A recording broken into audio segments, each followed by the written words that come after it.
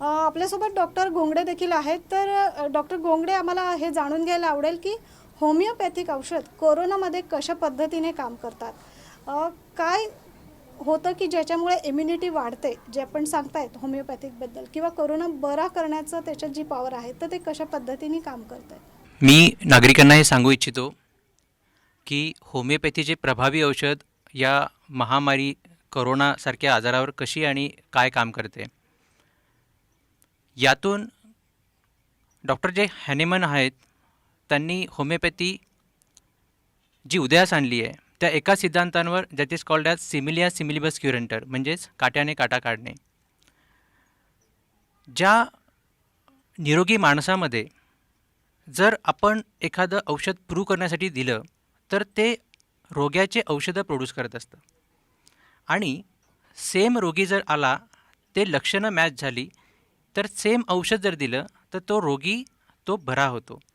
ह्या सिद्धांतानुसार पेशंटची रोगप्रतिकारशक्ती खूप वाढवली जाते.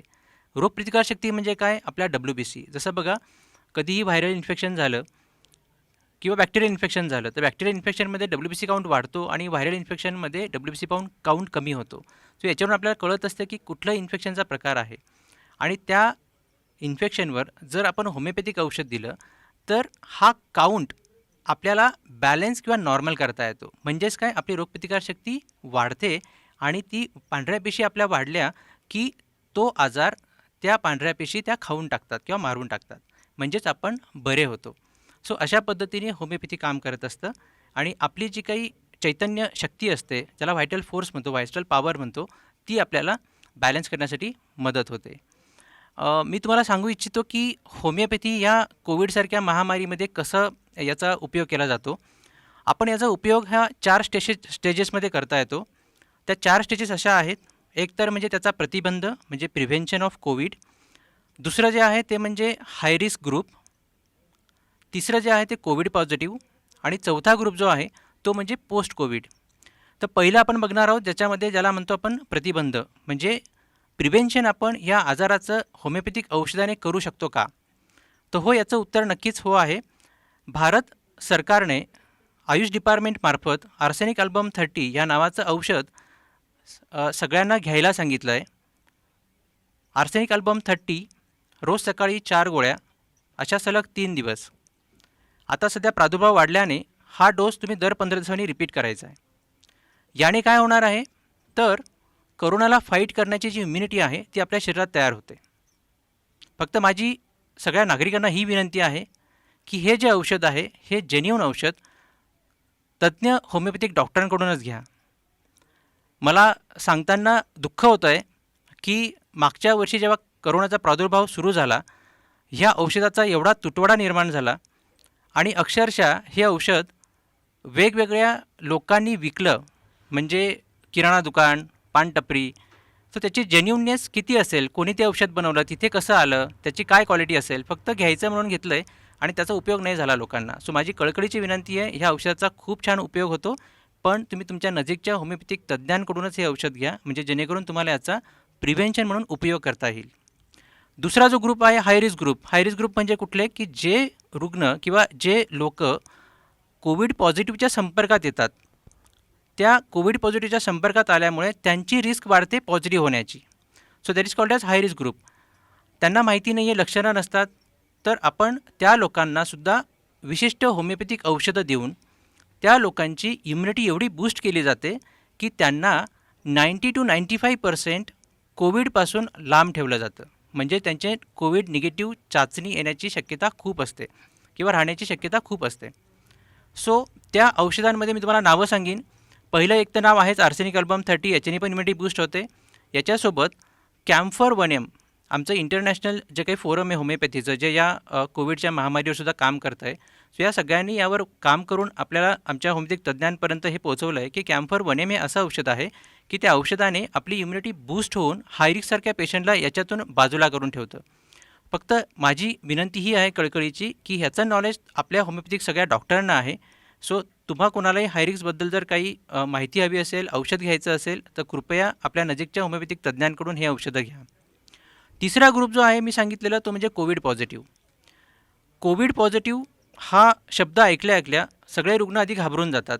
तर सरांनी सांगितलं त्या पद्धतीने खरोखर आधी तुम्ही घाबरू नका. घाबरल्याने काय होते सरांनी एक्सप्लेन केलंच आहे. तर कोविड पॉझिटिव्ह झाल्या झाल्या घाबरायची तर गरजच नाही आहे. आमचा अनुभव असा सांगतो, आम्ही आजपर्यंत गेल्या वर्षभरापासून 500 रुग्णांच्या वर कोविड पेशंट पॉझिटिव्ह पेशंटला घरच्या घरी राहून आम्ही त्यांना बरं केलेलं आहे. आणि त्यातली आश्चर्याची गोष्ट अशी आहे की जवळपास 490 पेशंट फक्त आणि फक्त होमिओपॅथिक औषध घेतलं आहे. तुम्हाला आश्चर्य हेही वाटेल की साधा तापही आला तर त्यांनी क्रोसिनसुद्धा घेतलेली नाही आहे. सो मला म्हणायचं हे आहे की होमिओपॅथीसुद्धा कोविड पॉझिटिव्ह रुग्णांवर छान रिझल्ट देते. सो आधी रिझल्ट पॉझिटिव्ह आला तर काळजी करू नका. नजीकच्या होमिओपॅथिक डॉक्टरना तज्ज्ञांना सल्ला घ्या, त्यांची भेट घ्या किंवा ऑनलाईन कन्सल्टेशन करा. ते तुम्हाला छान औषधं सुरू करतील आणि तुम्ही घरच्या घरी बरे होऊ शकतात. आमचा अनुभव असा सांगतो आहे गेल्या वर्षभराच्या ह्या कोविडच्या कामामध्ये की आम्ही एवढे रुग्ण आत्तापर्यंत जी बरी केली आहेत त्यापैकी 98% लोकांना हॉस्पिटलमध्ये जाण्याची गरज नाही पडली. त्यापैकी 50%पेक्षा कमी लोकांना HRCT करण्याची गरज नाही पडली. सो इन्व्हेस्टिगेशन करायची गरज असते, पण आम्ही तज्ज्ञ म्हणून जेव्हा तुम्हाला सांगतो तेव्हाच करा. आजकाल तर असं झालं आहे की कोविड टेस्ट पॉझिटिव्ह आल्या आल्या आधी HRCT करायला पळत आहेत. गरजच नाही आहे. सो तज्ज्ञांची वाट बघा आधी सांगण्याची आणि मग HRCTकडे वळा. चौथा ग्रुप जो मी सांगितला आहे आता, कोविड किंवा post Covid patients. Post Covid म्हणजे काय माहिती आहे?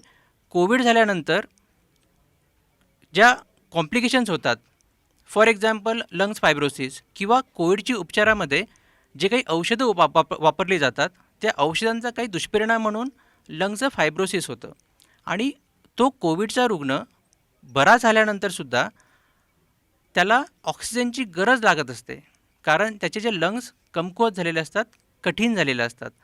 सो अशा केसेसमध्ये सुद्धा होमिओपॅथी खूप प्रबळ ठरते. पेशंटचा ऑक्सिजन लेव्हल हा हळूहळू वाढवला जातो. त्याचं जे इन्फ्लॅमेशन आहे, त्याचं जे फायब्रोसिस आहे ते होमिओपॅथिक औषधाने कमी केलं जातं. मी तुम्हाला सांगू इच्छितो किंवा सांगायला मला आवडेल की होमिओपॅथी फक्त घरच्या घरीच ट्रीटमेंट देऊन बरं करण्याची नाही आहे. काही पेशंट जे ॲडमिट असतात हॉस्पिटलमध्ये, सगळे उपचार करून थकल्यानंतरसुद्धा पेशंट जेव्हा व्हेंटिलेटरवर जातो, व्हेंटिलेटरवर गेल्यावरसुद्धा होमिओपॅथिक औषधाने आपल्याला त्यातून त्यांना वाचवता येतं. सो आमच्याकडे याचे पुरावे पण आहेत. कोविडमध्ये जे आपण एक्सरे घेतो, ज्याच्यामध्ये लंग्सचा डॅमेज हा 17/25 किंवा 20/25 असतो. लंग्स त्यांचे बऱ्यापैकी डॅमेज झालेले असतात आणि आमचं औषध सुरू केल्यानंतर 1-1.5 दिवसात 2 दिवसात त्यामध्ये त्यांचे लंग्स पूर्ण फंक्शनिंग होतात. सो आमच्याकडे एक्सरे आहेत प्री आणि पोस्ट ट्रीटमेंटचे. सो मला म्हणायचं हे आहे, कोरोनाचा कुठलाही रुग्ण असेल तर काळजी करू नका. होमिओपॅथीसारखं बेस्ट मेडिसिन तुमच्यासोबत आहे. तुम्ही 100% बरे व्हाल, यात काही शंकाच नाही. घाबरू नका, होमिओपॅथी घ्या आणि घरच्या घरी बरे व्हा. डॉक्टर गोंगडे यांनी अतिशय महत्त्वपूर्ण माहिती दिलेली आहे. परंतु आता आपण बघतो आहोत की कोरोना पॉझिटिव्ह रिपोर्ट आल्यानंतर रुग्ण आणि त्याचे नातेवाईक लगेच धाव घेत आहेत ते HRCT करण्यासाठी. तर ही HRCT करणं कोणासाठी योग्य आहे आणि काय पद्धतीने केली पाहिजे किंवा हे करणं कितपत योग्य आहे हे आपण जाणून घेऊया डॉक्टर आशर यांच्याकडून. CRP सी रिॲक्टिव्ह प्रोटीन हा आपल्याला बॉडीमध्ये इन्फेक्शन किती आहे हे आपल्याला दर्शवतो. आणि जर CRPचं रेंज 5च्या वरती असेल आणि त्या पेशंटला खूपच जास्त खोकला असेल आणि खूप जास्त कफचं प्रमाण वाढलं असेल तर त्यांनी HRCT करावी. इमिजिएटली पहिल्याच दिवशी HRCT करायची काहीच गरज नसते. आणि HRCT करून जाणून घेणं किती इन्फेक्शन हे तर अतिशय चुकीचं आहे. तर ब्लड टेस्टवरूनच तुम्हाला कळतं का इन्फेक्शन किती आहे, तर HRCTला जायची गरज नाही. सगळ्यात मोठी गोष्ट मला जी समोर आलेली आहे, HRCT केल्यानंतर 5 स्कोर आणि 6 स्कोरवाले पेशंट पण जाऊन ॲडमिट होत आहे. त्यांना काहीच गरज नाही, त्यांचं ऑक्सिजन कमी नाही झालेलं आहे ना की त्यांना काही इन्फेक्शन आहे ॲक्टिव्ह, पण ते 5 आणि 6 स्कोर बघून ते घाबरून ॲडमिट होत आहे. काही रिॲक्शन्स बघताय डॉक्टरांचे आणि त्या रिॲक्शन्सवरून पण ते घाबरून जात आहे, कारण ह्यांना काहीच माहीत नाही. HRCT जे आहे, माइल्ड स्कोर हा 8 आहे, मॉडरेट हा 15पर्यंत आहे, 15च्या वरती माइल्ड अँड मॉडरेट, माइल्ड आणि माइल्ड जो आपल्याला साधी सर्दी होते that is called mild. So mild आणि मॉडरेटपर्यंत तुम्ही घरच्या घरी सगळे घरचे औषध घेऊन किंवा तुमचे होमिओपॅथिक तज्ज्ञकडे जाऊन त्याचा सल्ला घेऊन जर तुम्ही मेडिसिन घेतलं तर तुम्ही आरामात हॉस्पिटलला न जाता बरं होऊ शकता. हॉस्पिटलला गर्दी करायची गरजच नाही. आणि जर HRCT 15च्या वरती असेल आणि तुम्ही हॉस्पिटलमध्ये ॲडमिट आहे आणि तुम्हाला जाणवत आहे का नाही खूप वेळ लागतोय किंवा तुमची त्रास कमी नाही होत आहे, तर नक्कीच होमिओपॅथिक मेडिसिन आणि आयुर्वेदिक मेडिसिन, स्पेशली होमिओपॅथिक मेडिसिन, कारण मी देत आहे सगळे लोकांना, जर तुमचे रेग्युलर ट्रीटमेंट बरोबर चालू ठेवलं तर तुम्हाला अत्यंत फायदा होईल. खूप लवकर तुमच्यामध्ये रिझल्ट दिसतील. आणि जो इंजुरी होणार आहे लंग फायब्रोसिस, जेवढे दिवस तुम्ही आजारी पडणार तेवढं फायब्रोसिस वाढतो. तर होमिओपॅथी घेतल्यावर तुमचं स्वतःचं शरीर जे इम्युनिटी कमी झाले, जे पांढरे पेशी कमी झाले, कारण होमिओपॅथिक मेडिसिन त्याला स्टिम्युलेट करतो, तर ते हिलिंग आणि रिपेअर खूप फास्ट होतो. आणि जर तुम्ही बरे झाल्यावर HRCT स्कोअर केला तर कुठेच तुम्हाला फायब्रोसिस दिसत नाही. नाही तर डिस्चार्ज झाल्यानंतर पण तुम्ही फायब्रोसिस घेऊन महिन्या चालत असतं आणि तुमचा श्वास लागणं कमी होत नाही, तुमचा वीकनेस कमी होत नाही. सो तुमची स्वतःची प्रतिकार शक्ती जी होमिओपॅथिक मेडिसिन वाढवते त्याचा ह्या हिलिंगमध्ये खूप फास्ट रिझल्ट्स दिसतात आणि जखम खूप लवकर भरते. फायब्रोसिस म्हणजे स्कारिंग. स्कारिंग म्हणजे तिथे जखम झाली आहे लंग्समध्ये आणि बॉडीने ऑलरेडी स्कारिंग केलं आहे आणि ती जखम भरायचा प्रयत्न करते. त्याला ते खपलीला ते स्कारिंगला पडण्यासाठी आपली इम्युनिटी चांगली पाहिजे, जे की होमिओपॅथिक मेडिसिन खूप सोपे रीतीने करू शकतो. तर हॉस्पिटलचं तुमचं स्टे नक्कीच कमी होऊ शकतं जर होमिओपॅथिक मेडिसिन त्याच्याबरोबर घेतलं तर. आतापर्यंत जी पण चर्चा सुरू आहे त्याच्यातनं आपल्याला एक जाणवलं आहे की होमिओपॅथिकमुळे कोरोना होऊ नये यासाठी देखील उपचार आहेत. कोरोना झाल्यावरती तो लवकरात लवकर बरा होतो यासाठी देखील उपचार आहे. आणि कोरोना झाल्यानंतर कोविड पेशंटला खूप सारे कॉम्प्लिकेशन्स होतात आणि ज्याच्यामुळे आधीच घाबरून गेलेला धास्तावलेला तो रुग्ण अतिशय जास्त परत आजारी पडण्याचे देखील चान्सेस आहेत असं देखील आपण बघितलं आहे. परंतु त्यावर देखील होमिओपॅथिक उपचार पद्धतीने उपचार करून रुग्ण 100% बरे झालेले अनुभव देखील आपण बघितलेले आहेत आणि ते आपण डॉक्टरांकडून जाणूनच घेणार आहोत.